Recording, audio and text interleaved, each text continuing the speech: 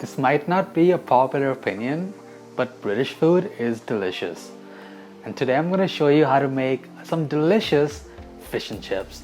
And I know, at least where I live, there are no pubs open, so you can't get this anywhere, and you don't want to get battered food delivered. That's just gross. And if you agree with me, be sure to hit the subscribe button and leave me a comment down below with your favorite British dish. So why not bring the pub to your home, and let's get started with these fish and chips. So let's start with the actual chips part of this recipe, which is your French fries. Now recently I did a video on how to make some great deep fried French fries, so you can follow that, but I'll give you a quick preview right now. So you want to peel and cut your potatoes into just under ½ inch of thickness, and then place them all in cold water to leach off any excess starch. Then pat those dry and then heat up your oil at 125 Celsius for your first cook, where we'll actually just cook the potato.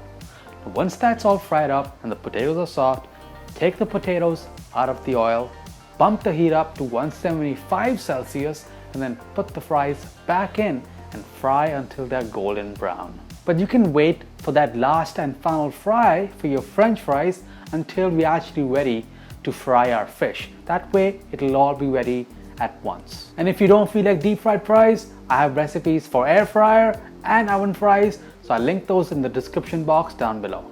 Now let's get to the actual fish itself. Now today I'm using halibut, but you can also use cod, tilapia, catfish, or even haddock.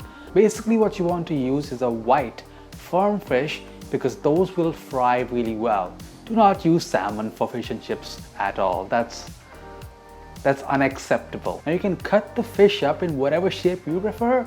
Today I've just cut them into some nice thick sticks, about an inch or inch and a half thickness. Make sure you pat the fish dry and then season on each side with some salt. Now for the actual batter, in a bowl that's larger than what I'm using, add some flour, rice flour, baking powder, salt, and I put a bit of paprika because I like paprika, but you don't have to add that if you don't want to.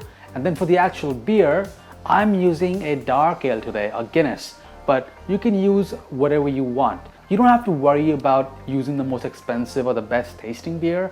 What we are basically using from the beer is the carbonation to make that batter nice and fluffy. Also, between a dark ale and a light ale, you may see a slight difference in the final color of the dish. The light ale obviously giving a lighter fry on the fish, but in terms of flavor, they're both about the same. And once your batter is all nicely whisked up, go ahead and preheat your oil for frying at about 175 Celsius. And that's perfect because that's the temperature you're gonna need to actually finish your French fries. So make sure you already have them pre-cooked for the first stage of the cooking process before we actually start the final frying. Now I don't like to get my hands too dirty, so I'm gonna be handling my fish with 2 thin skewers. So just dredge that up in some flour, which will help get the batter stuck onto the fish, and then dip it completely in that batter. And then carefully dip it into that oil, and then you'll notice immediately that the batter is gonna puff up completely. Do the same with all the remaining fish, and you want to cook this until you have a really nice and golden brown color on the outside. It should take between 7 to 9 minutes based on your stove, but make sure you don't overcook it because nobody likes overcooked fish. Also make sure that that batter is completely cooked. So what you could do is fry up a sample fish at the beginning, get a feel of how long it's going to take, what color you're looking for, if it's crispy enough, if it's cooked on the inside, and then do the actual full batch of frying.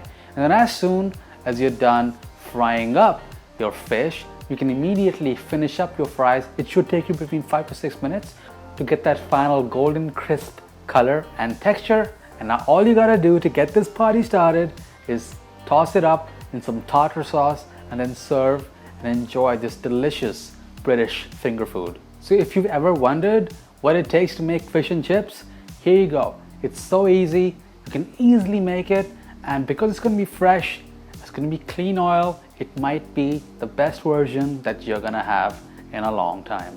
If you want more videos just like this one, be sure to hit subscribe, hit that bell icon, check out all my fry videos, and I'll see you on the next one. Bye guys.